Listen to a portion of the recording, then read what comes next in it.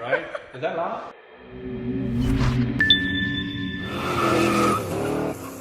What's up guys, this is Blondie. Welcome to another vlog. Just about to go and meet Ferrari collector David Lee. Hugely famous in the car world. I'm excited to see his collection. Check this out. We have just walked into David Lee's private garage to see his collection.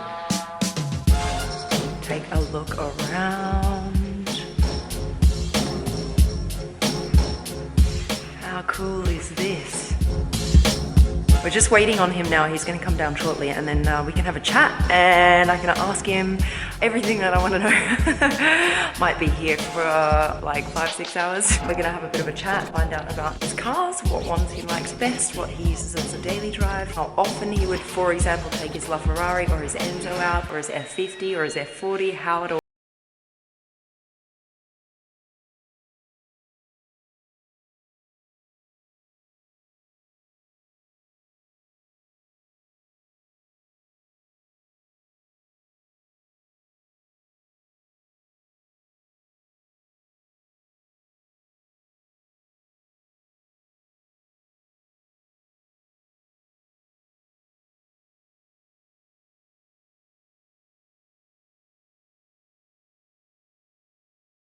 Have you noticed we're in here alone?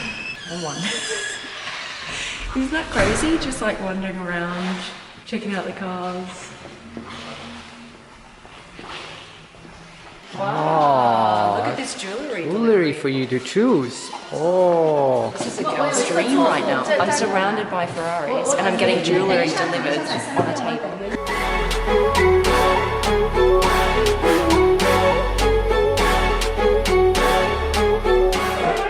So nice to meet you. Good. Oh my God, finally. It's been a long time. How are you? I've just seen you over Instagram. So. I know. Isn't that crazy? Instagram is like makes the whole world into a small circle, right? Yeah. Thank you so much for having us down here. No, thanks for coming to LA. This is exciting. 早晨. Wow. Do you speak Chinese? Yeah, so we lived little in bit. Hong Kong for about a year. Are you serious? Just over a year, yeah. He went to,香港大學. yeah, Hong Kong. Ah. Yeah. 黐線. I'm like very good. So we learned a little bit of Cantonese. Oh, really? Yeah, Oh my gosh. Yeah. So my first question to you is, Yes. does this ever get old, or is it just as exciting every time you walk down? It's just as exciting. Really? Every time, I come down, I say, wow, is this really my garage? Yeah, I know. I would really feel cool. the same way. Yeah, it's pretty cool. It's pretty cool. What's the last one you bought? Is it in here at the moment? It's over here. This one is 66 275 GTS that I bought at the auction. Oh, okay. At Pebble Beach. Yes. The cool thing about this car, because I'm into the new and the classic, so Yes. this is an unrestored 275 GTS. That means it has never been painted and never been, interior has never been done. Never been repainted. Like, I mean, look Never at been painted, yeah. I mean, it's pretty good paint work. Very good paint work. Since for 1 years. Yeah, that's incredible. So this car qualifies for a lot of the preservation awards classes. There's about 199 of these, and I've had one that's restored before that I've sold. I've never, in knowledge of knowing other people, know that there's an unrestored 275 GTS. Really? So you around. think this might actually be Could the only one? Could be the only one. Has it been driven? Is this a car It's that driven, will yeah. drive? Yeah, or drive, yeah, are you yeah. gonna you drive it? I drive all my cars, I'm Yeah. a driver, and mechanically, of course, everything is original too. A lot of people have it and they don't drive it, it doesn't work, Yeah. It could look nice, Yeah. but it doesn't work. Yeah. But this one is one that worked and also is original. I'm very excited about this because it just, it puts you at a different level. Like when I go to Pebble Beach, I can feel the excitement coming on. It like emanates off you. You Yeah. cannot stop looking at this car. You're like, oh. Do the awards mean anything to you? I mean, really? Or it does mean. It does? Yeah, because I was a judge this year, so I got to be a judge, which was very exciting. And I see that it's really a great process. Right. And to win in that process is really not easy. I mean, they're very picky on the cars they accept. Right. People that win, I mean, it's really exceptional cars. So then when you win, you feel like, wow, I mean, to be there, you already feel like you made one cut. True. But to win, it's like you're already another cut. And when you drive up to the podium, and thousands of people are cheering. It's just like, I don't know, it's pretty cool feeling. It's your like 5 seconds of fame. Rockstar! You know, it's just like accomplished Yeah. that. They've already accepted my application for this car Yeah. for next year for Concours d'Elegance in Pebble Beach in the preservation class, and I think it has a good chance. He thinks he's already got it in the bag. I'm hoping. we know I'm what just he being means. positive. I'm just being positive. Ferrari collector David Lee. First name Ferrari collector, last name David Lee, right? So that's how it works. That's funny. But how do the Porsches feel about being ignored when it comes to your, well-known name, Ferrari collector? Why isn't it, McLaren collector David Lee or Lamborghini collector David Lee? Right. Why Ferrari? What's the deal? Yeah, well, 4 years ago, I've always been in the cars, and I've had Porsches and Lamborghinis and Ferraris before.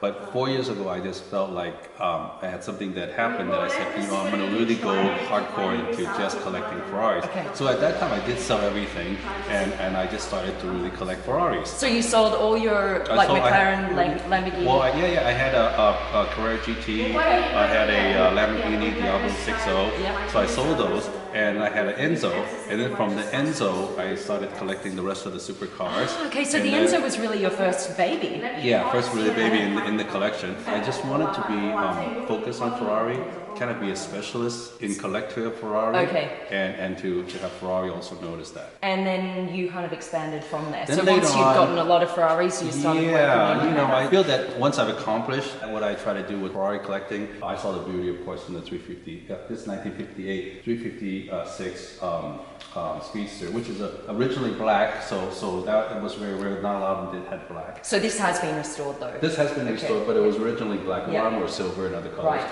So that's kind of a really 100-point car. Then like McLaren and other Porsche 918, the P1 GTR, right, Street Lethal one, things like that. I just feel like it's okay to have a little bit of those other rolls, just a little bit. Do people only recognize you when you're driving Ferraris? Like you could be driving your 918 and they're like, I'm pretty sure that's a car, can't be. No chance. Well, a lot of people on the freeway, here in California freeway, they see me and they're like, they're waving and cheer us wave back. When they see my cars, they're like, the first thing they think of, David Lee got to be around somewhere. Yeah. This is his car. Yeah, that for sure. David more. Lee spotting from behind the bush. Yeah, okay. Yeah, it's funny. It's funny. Yeah, that's really cool. Now, there's one thing that I thought might be interesting to ask you, and it's more about like being very well known on social media. Sure. Do you get hate? Oh yeah, of course, Yeah? of course. You get hate. I too, get right? hate. I get hate. You get hate. I mean, I got so much hate. You wouldn't no, believe. it's like you I get feel hate. like we can bond over our hate. Yes, all right, exactly. All of us that have a lot of followers, you're gonna get hate. It's interesting to have an understanding of social media behavior and also kind of the people out there in the world, because it seems like social media just allows you to be uninhibited to say whatever's on your mind. It's true. Which in the real world you can't really. No. I think whoever that's new into social media would take it more serious, right? Because Right. they're not used to all this. How it hate. works. Yeah, and how much hate that you normally don't get that much hate. I never get any hate usually, but like you go on social media, suddenly they're hating you for this or that. You just got to get used to it. So just lastly, if you were to come down here today, how does it work? You have all your keys with you and you just go, this one? Well, Is it a particular feeling that you take a car yeah. out? Or? well, it's almost the same question as people ask me, what's your favorite car? Yeah. What's your favorite car? And That's I say, too difficult. Yeah, it's too difficult because they're all my favorite cars. They all cost a lot of money, so it's not going to be like just buy one. It's not like I think some of the friends in Dubai, they can just buy it like it's candy or something. No, I work hard You to make my appreciate money. the expense of the car. And It costs a lot. So So each one you have to make a decision, like a real decision, like you're buying a house or anything. It's a real decision. So everyone I like equally because it took that kind of thought process. And the way I collect, I'm not into the quantity, I'm more into the quality. So I have less cars, but each one are important cars. So it comes down to, I guess, the event, the venue that I'm going to. Okay. Right? In other words, if I was going to a beach area, I would take one probably that has a convertible. Okay. If I was going to a car show that people kind of want to see something special, Yeah. I might take like the Pagani or Okay. the LaFerrari. So let me run through 4 different venues and you can just shoot me off all the right, car that you okay, take it to, okay? all right. All right, the movies. The movies, I would take probably the GTC 4 Lusso. Even if it's a Chucky Chan movie? Yes. Okay, all right. So you've got your runabout car, and that's the GTC Forluso. Yeah. Okay. Now, if you were going to go out for dinner with your family, I'd probably take the my Dawn, because you can fit 4 people. You might not even be worried that the valet can drive it to... True. Yeah. Because you have to worry about that in some aspects, right? Sure. To work every day? To work every day. That would also probably be like a GTC Forluso. Yeah. I've got one. Yeah. What if you went for takeaway char siu fan with a changshu lai cha? Which one? Okay. Well, that's a good one. Let me see here. Maybe I'll take the TDF, my TDF one, because you don't want to have to drive stick and also holding your lai chop, right? So you just spill and stuff. So He's thought this one through. Okay, but no love for the F40 yet. Where would you take a car like that? It could be some mountain driving that allows you to get used to the stick shift and the heel and toe kind of driving, but not too competitive where you have to perform. But you want to have a little bit more fun. You can't just go straight. But you don't want to be left behind at the lights. You don't want to be left behind. You got to win at the lights, right? Yeah, exactly. If people come to LA and they're like, I really want to spot David Lee, I'm going David Lee spotting. Where's the best place to maybe run into David Lee? Where do you go for lunch? Where do you go for dinner? Right. Where can people see you? Well, I mean, for sure, my car events, Cars and Chronos, right? The third Saturday of every month in my plaza. So in my plaza, in my store, I'm there a lot of times. Okay. Otoro, where my sushi restaurant, that's I'm there a lot. Then the Beverly Hills, there's a lot of car spotters there. So whenever I come and I park right there, they kind of know. Okay. And so those are good places. So just hang out at Beverly Hills. Yeah. Now this car is special in the fact that I'm the third owner, and so you talk about 1967, for a 50-year-old car to be the third owner is really rare because the owner before me had it for 49 years. So that's, I think, probably the longest history of one person owning a 4-cam. I bet he cried a little bit when he sold it. Yeah, he did. But I said I'll be a good steward. I'll take care of it for the next generation. So he was happy that I was the one. There's a point rating when they judge it, right? There's platinum, and then there's gold and silver. So this is a platinum car, and it's a best of show car, which means in let's say in a concourse of 150 cars being judged, this was the most outstanding car, and they give it the best of show car. So this, I'm very proud. Very proud of this one. Well, I'm glad I asked you. You were like, well, I spoke to this girl for an hour, and she didn't even ask me about my favorite car. She's not coming back. On the point of the 250 GTO, just quickly, because we saw this in Dubai at the concourse there at the Burj Al Arab, and it was going for something like $65 million. 55. Or 55, around that mark. What are your thoughts on that car, and something like that worth that much money to you? Right, that car is definitely worth the investment. Yeah. If people have the money to buy that, if they buy it, that will be probably one of the first $100 million cars, I believe. Because of its racing heritage? You think it's because of the rarity. It was like 36 made, and everybody, I guess, it's a consensus that everybody loves. That's why everybody's willing to. Why it's worth so much. Yeah. Okay. Yeah. And the FXXK, talking of track-only cars? Yeah, those are just track-only cars, right? Do you have one? I don't have it right now. Although I have time, I still don't have that much time to do that. I mean, right now I'm just having a lot of fun with road cars, having exhibitions and going to concourse and driving the cars and doing all these things. I mean, I'm having a lot of fun with cars. And meeting with vloggers. Yeah, that's his favorite part. Yeah, exactly. Look at me, to meet with you. Yeah. All right, we're getting all of these cars out of the way so that we can place the Enzo in the middle so that I can drive it.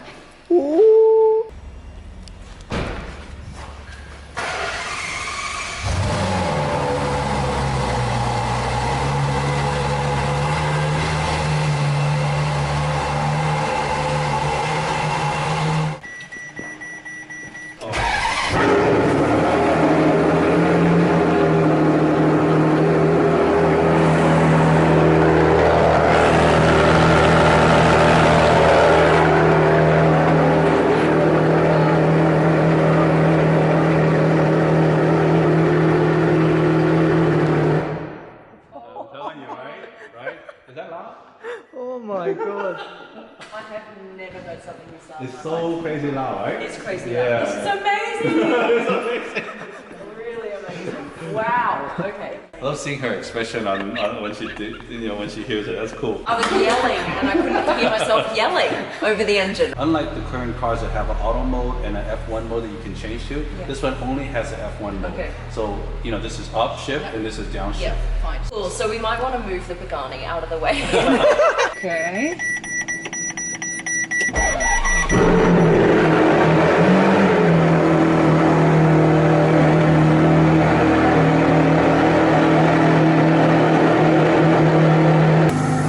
Look at this dashboard. This is insane.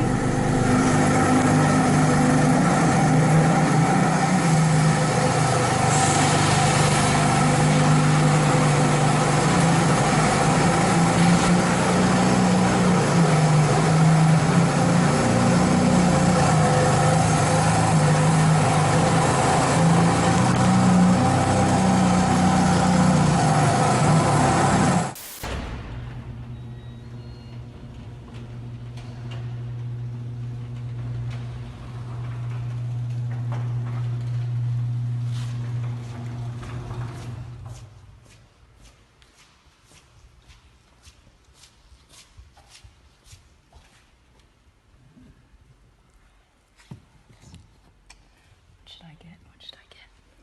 I think I'll put this one. Nice. Oh. Hey, David. Hey, Alex. What do you think? Ooh, which one should I take? Which one should you take? All right, let's go with the Enzo. Okay, let's do it. All right, jump in, David.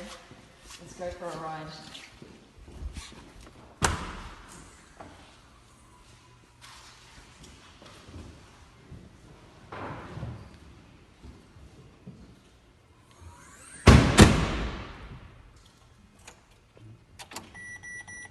You can start.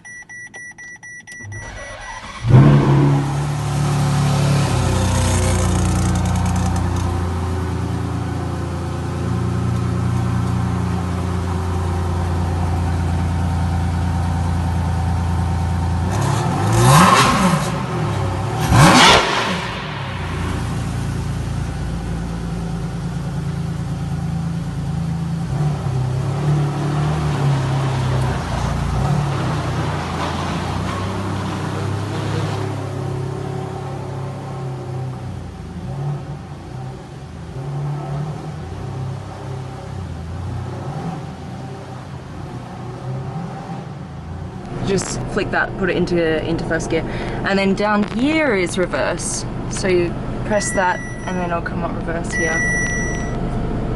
That's cool. This looks like from Star Trek or something. the Yeah, this is dashboard. insane. Push up at the same time. Oh, it's very light actually. Very light. My Ferrari door is a lot heavier than that.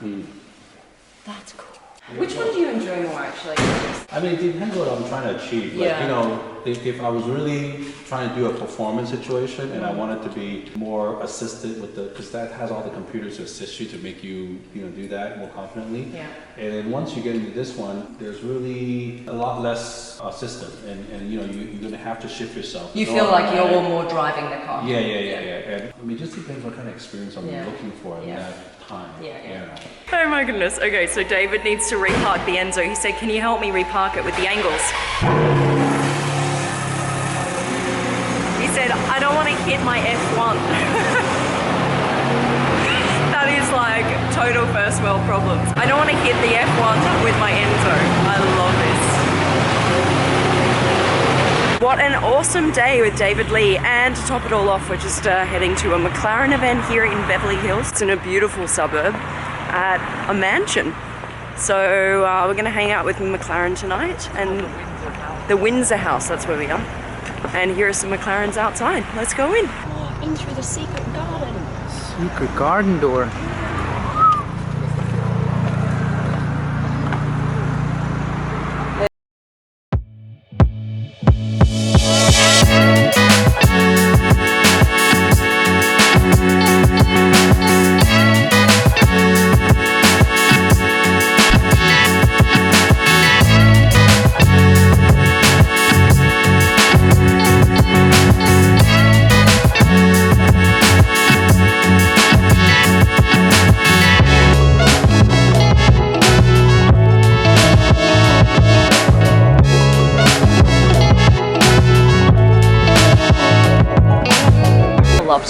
Well, Is this double the cost of a normal I 675? would say that's in the range. The customer actually is quite modest about expressing the actual course. cost, and we respect that. But I would say that that would be a fair indication, and I think going forward, this car is so rare and beautiful and tastefully executed that I think this car is going to really do well. The car behind me is a super special car, as I'm sure you can see. This is one of 25 Carbon Series 675 LTs, and it's in blue, which I'm sure you have not seen before. Now, the heat shield is something special. He's added this in. Gold heat shield, that costs about $30,000 extra. And the entire car, everything that this owner has done to it, makes the value about double of what a normal 675 LT would go for, which is just incredible.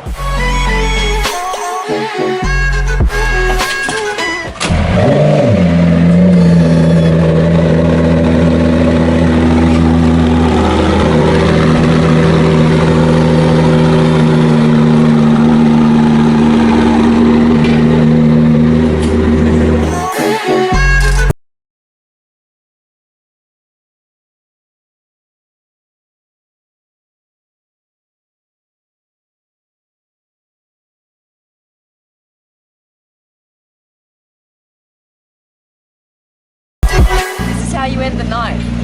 Chauffeured in a P1. Here's my Uber driver. There you go. Alright, we'll see you back at the showroom. Alright, just arriving back at the McLaren showroom. Thank you very much for the ride. My pleasure.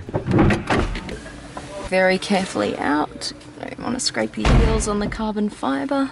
So that's it, that's the end of the night. Just got escorted home in this P1 McLaren, incredible colours. We are back here at the Beverly Hills McLaren showroom. What a night it has been. Thank you so much for watching. I hope you've enjoyed it. Please like and subscribe, and we'll see you on the next vlog. Thanks guys.